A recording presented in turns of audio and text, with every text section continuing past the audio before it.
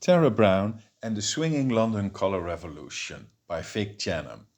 Chapter 8, Part 2. I also met Brian Jones again. I'd finally been to a Stones concert at the Astoria in Finsbury Park, and we were let in backstage afterwards. Midnight royalty and all that. They were sitting there in a typical dressing room setting with some 10 extra people filling up spaces. "Hi, Brian, do you remember me?" I came straight to the point. "We met almost 2 years ago in a tiny garden near the end of the world." "I do," he said after a few seconds, in that soft-spoken manner of his. "You were the kid who'd been around the world." His eyes shone when he said it, as if some impossible honesty was driving him. "And you knew you were good, but you weren't sure you were ever going to make it." "Well, here we are," laughed Brian. "Now you're going to meet my mates." He introduced me to Mick and Keith, who were chatting with some girls. They looked utterly dangerous. Mick was smart and in control, as was to be expected. Keith was aloof and relaxed. Under that appearance were two men on a mission. They wanted to be bigger than the Beatles. "That's impossible," I said loosely. "They were meant to be the biggest." They both smiled, and Mick said, "We know, but we're good and they aren't."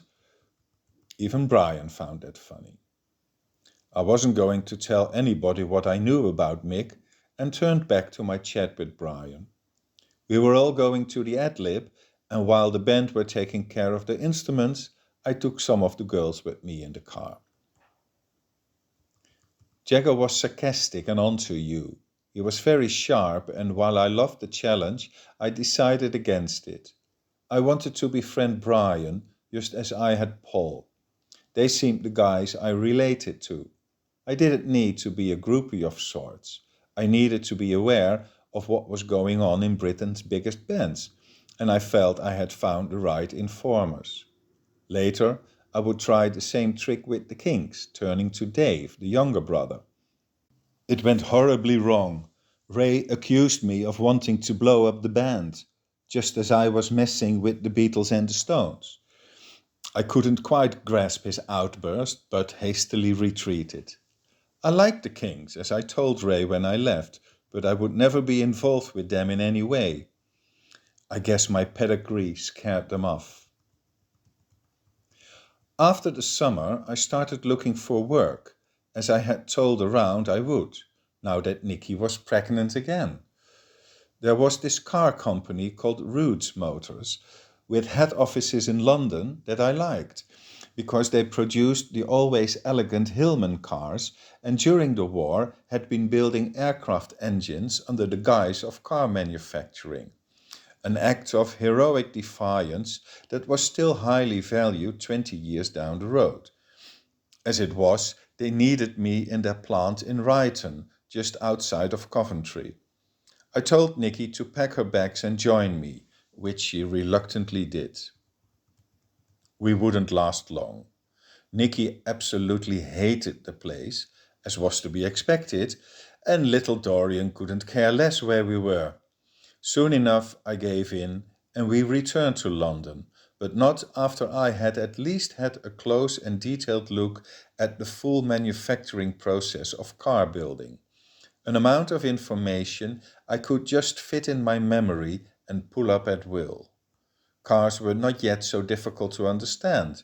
You just had to memorize all the details. I knew how to build a motor block, in theory at least, because I knew what steps to take. That was my level. I was good at mechanics, but not that brilliant at electronics. I sort of knew what to do, but failed to understand what I had done. I simply copied from electric schemes that I had learned to read and was able to reproduce in simplified form. This was good enough for me to get the connections right, but it failed to lit a spark in me quite like the rotating parts would. A car was all about the pistons. Were they wide and fast enough? That was the knowledge I brought back with me to London whilst freeing my family from the dangers of acute boredom. I saw Davy Jones again in November that year when he featured the Marquis with his Manish Boys. Rockabilly, his previous affliction, had been replaced with British R&B with a hint of psychedelia. They were actually quite good. They just lacked a clear poppy sound. Of course, I knew Davy Jones wasn't meant to be, and that no effort was going to change that. I let him alone with his insufficiency, and then I urged him to work on his name. You really need a new name, brother, and you know it. Nobody's going to take Davy Jones seriously. I'm sorry. I know, he acknowledged. I just haven't quite found a replacement yet. Get going, I told him. You'll need a name well before anything else. Another band that started making regular appearances in the Marquee, which by then had moved to Wardour Street, were The Who, a Stones-like band with a strong bond between singer and guitarist and an unruly style of playing. I rather liked them, same as the Small Faces, who were also coming to the fore in those days. Yet I hadn't anything to do with either. I had my regular meetups with Sir John. Things were going smoothly, he said.